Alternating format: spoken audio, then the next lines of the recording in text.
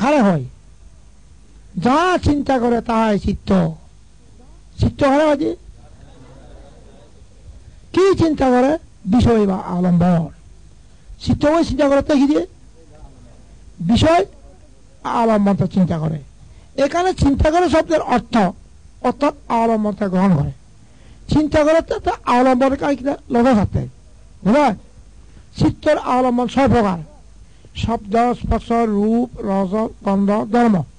6 প্রকার আলম্বনটা গ্রহণ করতে চাই চিত্ত। বুঝা শোনা 6 প্রকার আলম্বন লগে সাজি। শব্দ, স্পর্শ, রূপ, রস, গন্ধ, ধর্ম 6 প্রকার। আবার ধর্ম আলম্বন 6 প্রকার। ধর্ম আলম্বন হয়ে 6 প্রকারের ধর্ম আলম্বন গ্রহণ করেন। কি কি? প্রসাদ রূপ, শুষ্ক রূপ, চিত্ত, চৈতসিক, নির্বাণ, প্রজ্ঞপ্তি। প্রসাদ রূপত্ব শব্দ, স্পর্শ, রূপ, রস, গন্ধ ইংরেজির মাঝে খুশি হয়, হর্ষ উৎপন্ন হয়, এটা প্রসাদ রূপ। এ শ্রেণীর মাঝে ধর্মগ্রহণ।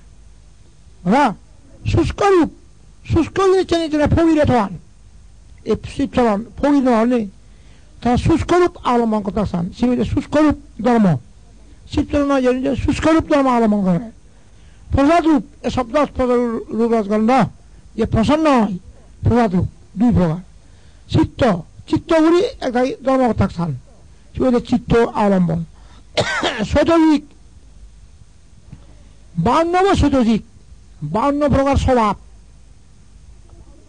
বুঝা ইক্য চৈতসিক ইক্য স্বভাব বার করিব। 52 চৈতসিকে 52 প্রকার স্বভাব বার করিব। এই চিন্তি একটি স্বভাব একটা লক্ষণ ভাগ যায়। এই চিন্তি কোনো ধর্ম।